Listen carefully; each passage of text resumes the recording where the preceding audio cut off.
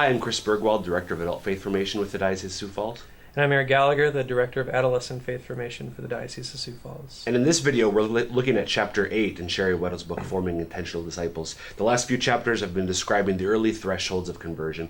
And in this chapter, Sherry talks about the final two stages, seeking and intentional discipleship. So Eric, in the last video I was talking about how the thing that struck me most about the previous chapter is that somebody being open is passive. That means they're opening themselves up, but we can't presume that they're seeking yet. Well, now in seeking, this is where they're actively engaged in the process. They're looking for, as she says in the book, Sherry emphasizes, they're looking for Christ. They're interested, they're buying into this, they're believing it, and they want to find more. They want to verify this, they want to seek out what it is they're looking for.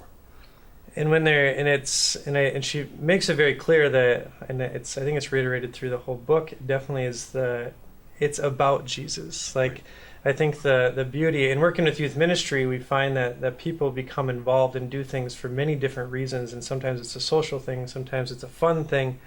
And what I love about the thresholds is we take them to a point where they are saying, yes, I want Jesus, tell me more about Jesus. And there's no longer, I think, especially in youth ministry, the fluff that comes with it. And I think people harp on youth ministers so much because they think the fun and the games are too much, and there's not a good balance of it. And the idea of seeking, yes, I'm here because I want to know more about Jesus Christ. And we use the example of buying an electronic device in a store before. Like, they're in the store now and they're asking the questions and they want to know more about it because they do want to invest in it. And they're waiting and they're learning more and more and more, and really so that their yes can be yes when they get to that point. And they've made it and they're confident, and it's a freeing decision because they know that it's the best thing for them. She makes an important point that she makes is they're transitioning, seeking, and then making that yes maybe a more definitive statement in becoming an intentional disciple. There's a section, I think it's called Sin Matters. And so again, I mentioned in the last video the importance of praying. I mean, there's going to be greater and greater spiritual warfare, just the evil spirit, which is oftentimes my own temptations, my own sinfulness, and then even sometimes external forces, friends, family, people who don't want, and honestly, demonic temptation, trying to prevent us from going deeper. So the importance of continuing to pray for them, but this is also, I think, for those who are mentoring or helping those of us who are working with people who are seeking and then becoming intentional disciples. This is where we do need to prepare to answer their questions and to give them the knowledge and the information, because this is, again, they're actively looking for it. And so we need to be ready to give the answers to the questions that they're asking.